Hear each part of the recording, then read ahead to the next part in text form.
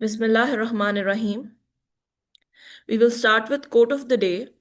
Our Lord, perfect for us, our light, and forgive us. This is from Quran.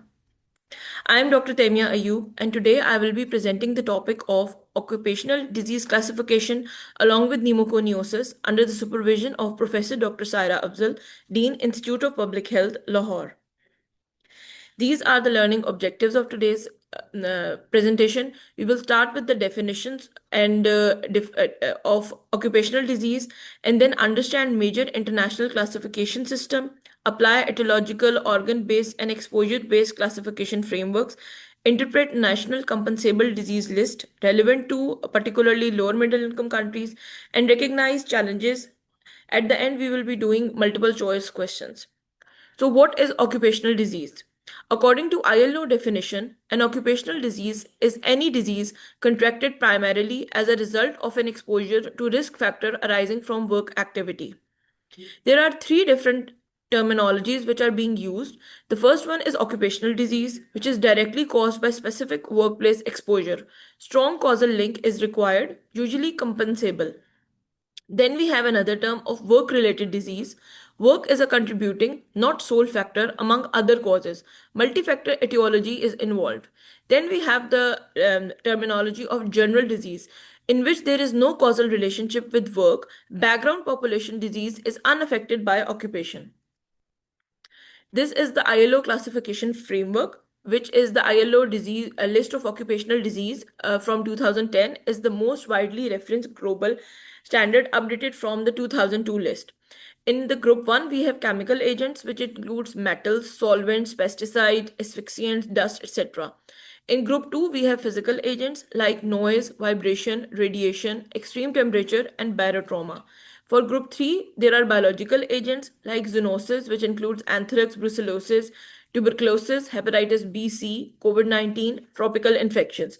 In group 4, we have occupational cancers, which include asbestos, benzene leading to leukemia, silica leading to lung cancer, chromium leading to nasal cancer. Group 5, we have mental and behavioral disorders, which include stress, PTSD, burnout, uh, post traumatic stress in first responders, healthcare workers, etc. According to WHO ICD 11 Occupational Coding System, ICD 11 introduced dedicated extension codes for occupational causation, um, enabling standardized recording in health information systems.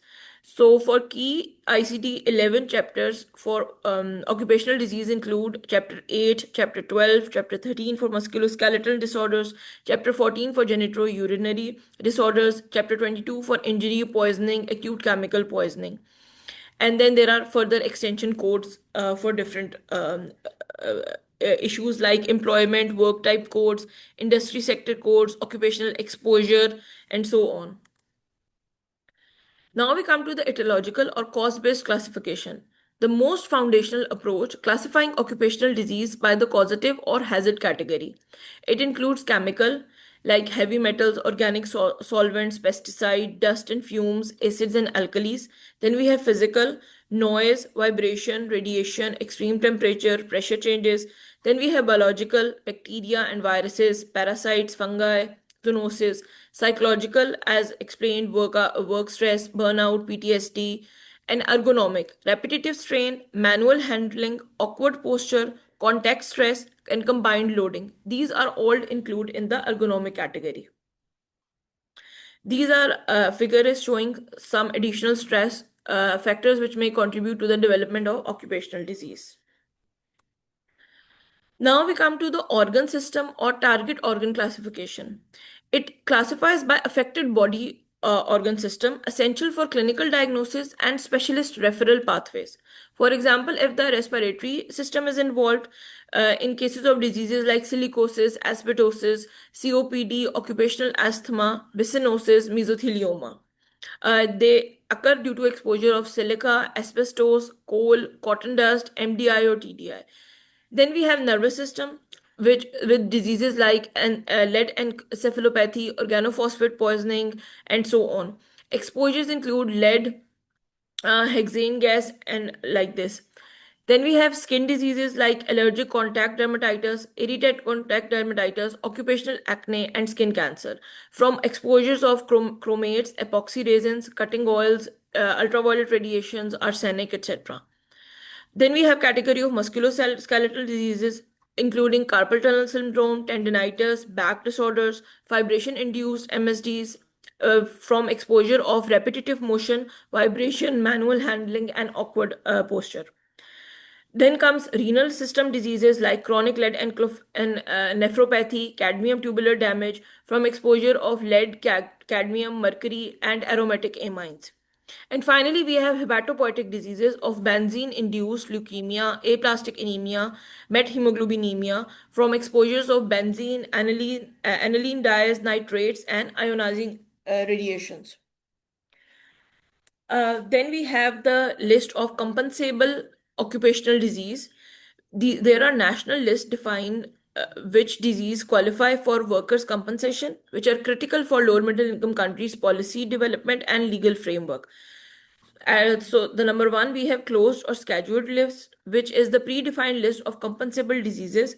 Workers need not prove causation individually.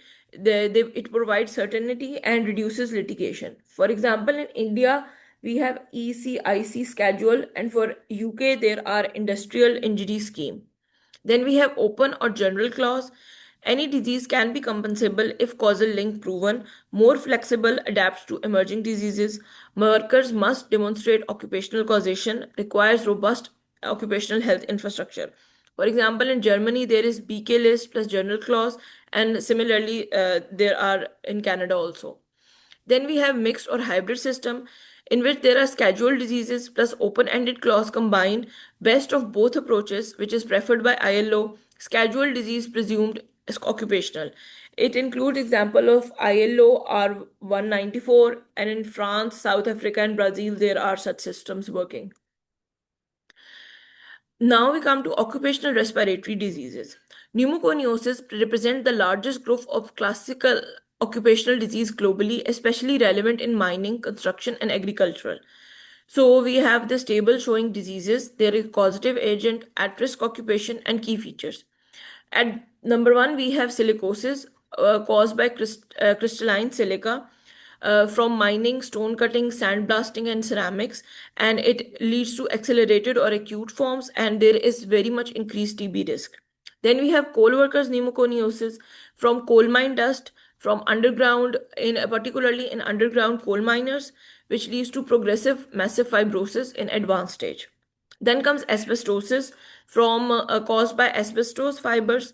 It is particularly present in occupations including insulation, shipbuilding, construction workers, which leads to very much increased risk of lung cancer and mesothelioma risk. Uh, then comes bicyanosis, which the causative dust is cotton, flax, hemp dust. Uh, Particularly, textile workers are at risk, and the key features include Monday fever, chest tightness pattern, and so on. Now comes occupational asthma caused by various allergens and irritants, which is very much common in bakers, healthcare workers, farmers, and chemical workers. And key features include reversible airflow obstruction and latency period. Finally, we have hypersensitivity pneumonitis from organic dust like fungi, bacteria, due to uh, also known as farmer's lung or farmer's bird keeper, and very much common in bird keepers. And key features include granulomatous reaction, and the main treatment is to avoid re-exposure.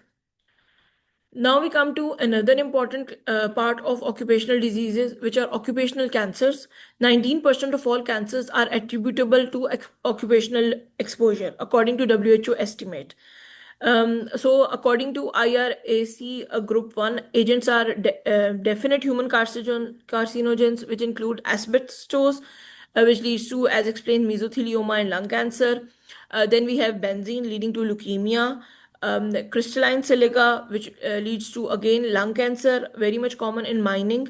Then we have arsenic, which leads to multiple cancers of lung, skin, and bladder, which is common in pesticide industry.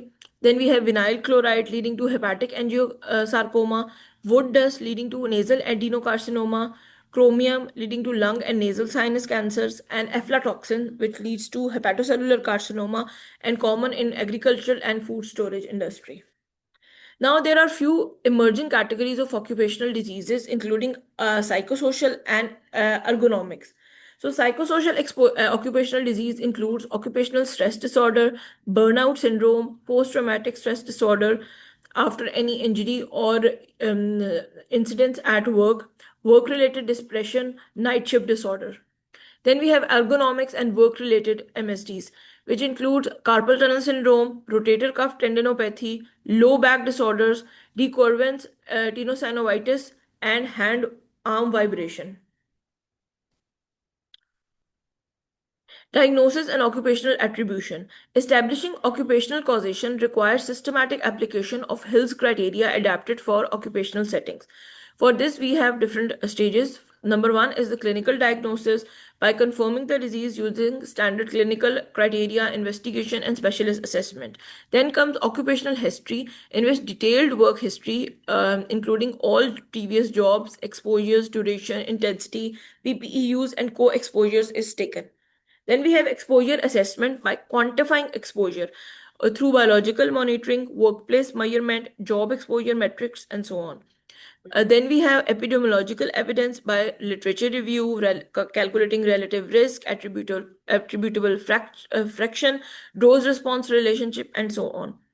Then comes temporal relationships by establishing adequate latency between first exposure and disease onset, and then exclusion of confounders by ruling out non occupational causes like smoking, lifestyle, and pre existing conditions, etc. So, occupational safety prevents accidents and injuries versus occupational health, which protects from diseases and hazards. So, occupational safety and occupational health both are very important part of a workers' health, which should be ensured at every stage. Now we come to some challenges, particularly classification challenges in lower middle income countries. These countries face unique structural barriers in occupational disease recognition, classification, and compensation. Number one, there are underreporting and underdiagnosis due to lack of trained occupational physician, workers fear job loss, high informal sector employment outside compensation systems. Then we have outdated compensable list. Even those countries which have list, those lists are from colonial era schedules which do not show and recognize the current issues in the occupational categories. Then we have limited exposure assessment, few accredited industrial hygiene labs, there are no systematic biological monitoring program, and so on. Then we have weak health information systems, occupational disease rarely coded in routine HIS, no occupational disease registries. Unfortunately, Pakistan does not have any registries of any diseases. Then we have legal and administrative gaps. Workers' compensation legislation framework is very much fragmented. Judiciary is unfamiliar with occupational disease science, and it leads to further gaps. Then we have informal sector exclusion, which is, I think, one of the main issues in particularly Pakistan. Like only formal workers, like agricultural formal workers are recognized, which are working in factories. But the workers which are working in agricultural, domestic work, artisanal mining, and these are all groups which are being largely unprotected. Now we come to global best practices and ILO recommendation. ILO recommendation 194, which has come in 2010, it provides the most comprehensive international list of occupational diseases, recommends hybrid scheduled plus open clause system for all member states, includes mental and behavioral disorders for the first time, calls for periodic revision to include emerging occupational diseases. And the best practices for LMIC implementation include establish OD registries, building of physicians, adapt and adopt to ILO list, extend coverage, and use particularly technologies like AIA, artificial intelligence, for diagnostic support.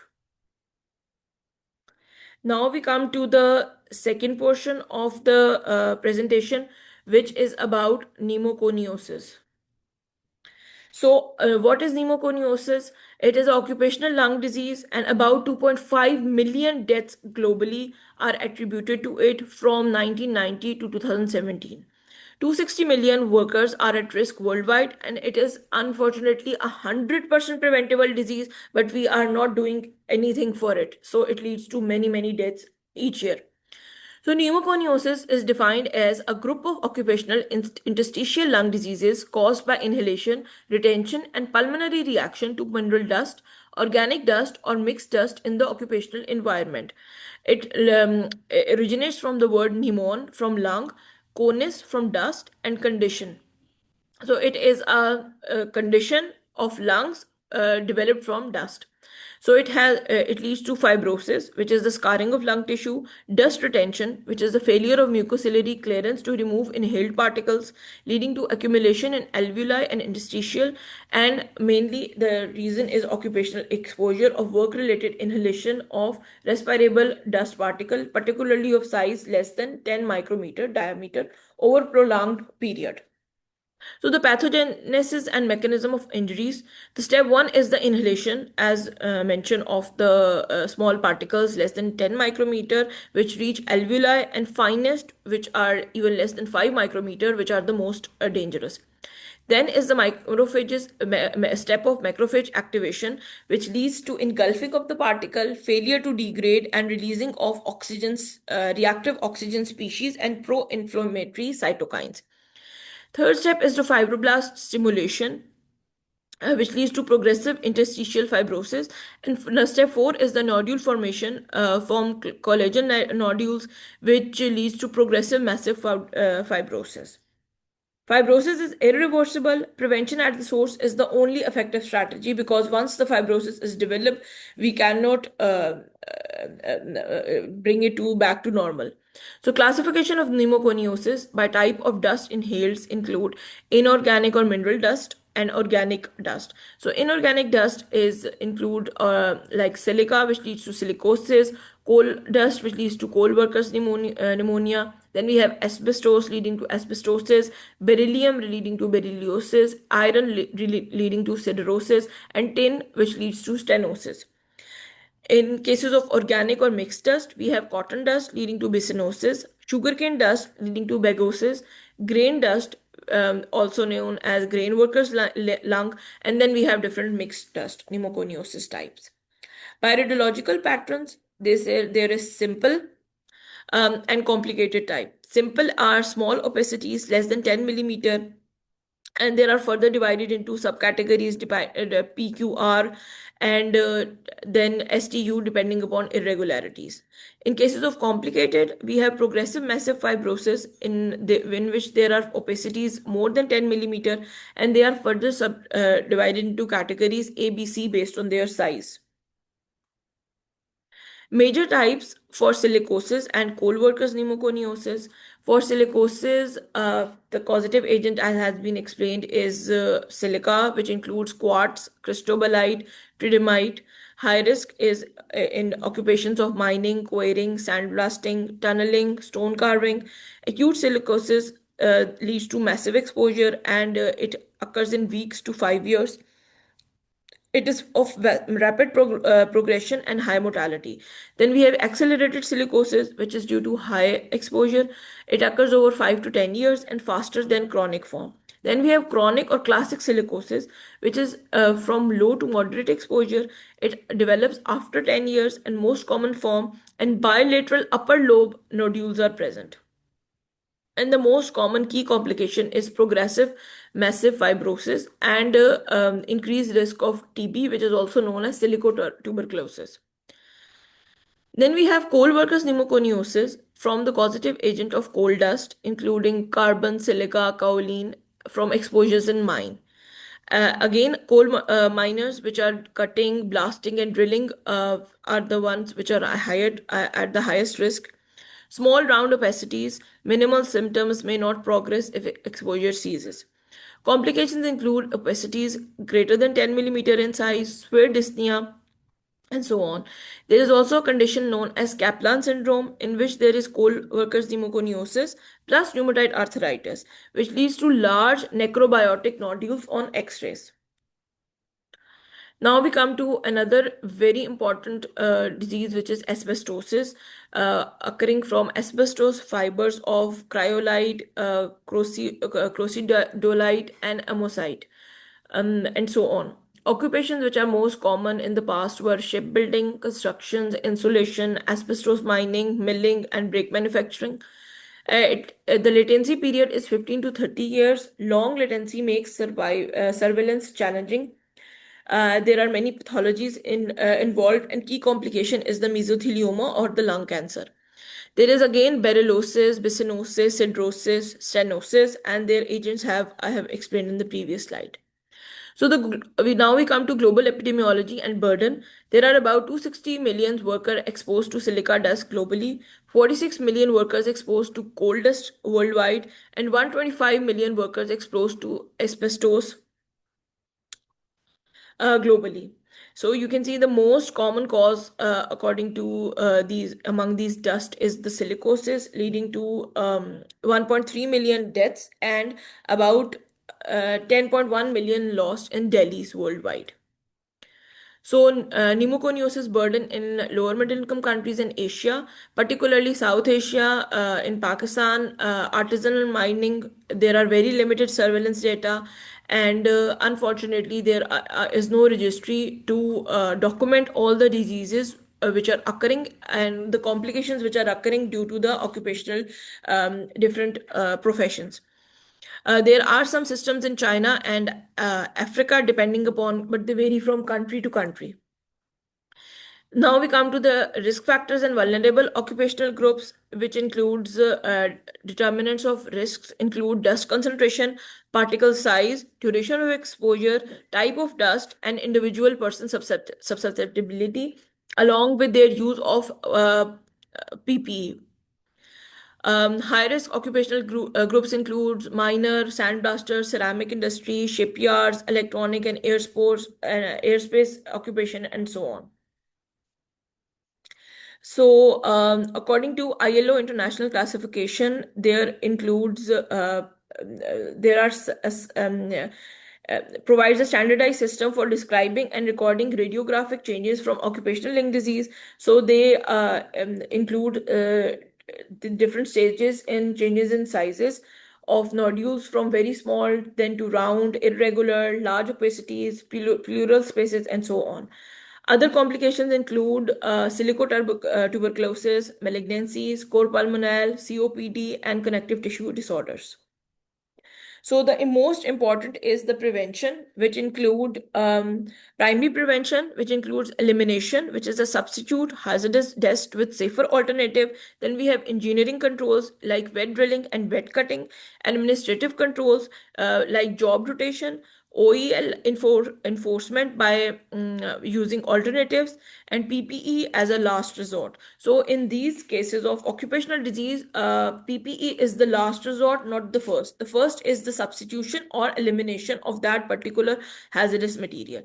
Then we come to tertiary prevention, which includes pulmonary rehabilitation, pharmacological intervention, oxygen therapy, lung transplantation, workers' compensation, and silicotuberculosis management. There are different policies and legislation according to ILO which have helped in shaping the occupational disease and surveillance along with monitoring. So the surveillance include environmental monitoring, medical surveillance, registry and data systems, maintenance of particular national occupational disease registries. It should be mandatory, and it is being done in countries like United Kingdom, Germany, etc. Now we come to multiple choice portion of our presentation. A 45-year-old worker develops hypertension. His job involves long working hours and stress, but no specific toxic exposure. Which classification best fits this condition? Occupational disease, work-related disease, general disease, compensable occupational disease, or idiopathic disease?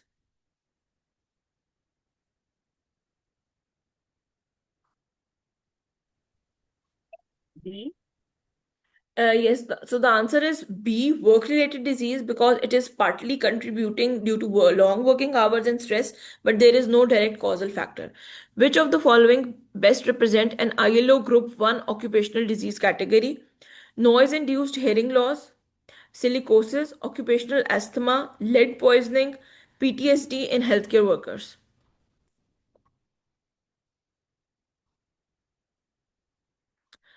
ILO Group 1 occupational diseases include categories A, of yes, it includes categories of chemical exposure. So the lead poisoning is the answer here.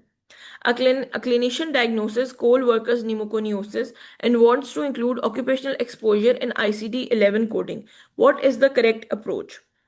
Use only the primary disease code, add an external cause extension code post coordination, replace diagnosis code with occupational code, use only industry specific code, or record exposure separately without linkage. C, So in this case, there should be external cause extension code post coordination. So the answer is B here. A minor presents with pulmonary fibrosis after 15 years of silica exposure. He is also a chronic smoker. Which step is most critical to establish occupational causation? Clinical diagnosis only, exclusion of confounders, radiological classification, compensation eligibility, symptom severity grading. D, E, um, in cases of occupational causation, exclusions of confounder is very much necessary. So the answer is B, because we have to develop that pulmonary fibrosis is developing after years of only occupational exposure and no other cause. So any other causes should also be removed. Confirmed. Which of the following is correctly matched under psychosocial occupational hazard? Vibration white finger, burnout syndrome, asbestosis, carpal tunnel syndrome, or contact dermatitis? B, Yes, burnout syndrome is. A 32-year-old sandblaster develops rapidly progressive dyspnea within 3 years of exposure. HRCT shows diffuse alveolar filling. What is the most likely diagnosis? Chronic silicosis, acute silicosis, coal workers pneumoconiosis, asbestosis, or hypersensitivity pneumonitis? A, So, chronic silicosis occurs after 10 years. In acute silicosis is the one which develops from weeks up to 5 years. So, the answer is B. Which mechanism primarily drives fibrosis in pneumoconiosis? Direct epithelial necrosis by dust, autoimmune antibody deposition, macrophage mediated cytokine release, bronchial smooth muscle hypertrophy, or vascular thrombosis? C, Yes, it is C, macrophage mediated cytokine. In the ILO classification of pneumoconiosis, large opacities more than 10 millimeter are classified as simple pneumoconiosis, category 0, progressive massive fibrosis, mixed dust fibrosis, or pleural thickening. C, Yes, again it's C. Which of the following interventions represent the most effective primary prevention strategy for pneumoconiosis? Periodic chest x-ray, use of N95 respirators, job rotation, substitution of hazardous dust, or pulmonary rehabilitation? D, Yes, D, substitution is it's the D delta substitution of hazardous dust. That's the most effective. This is the answer key of the MCQs. This is the YouTube channel link where this video will be uploaded. And thank you very much for listening.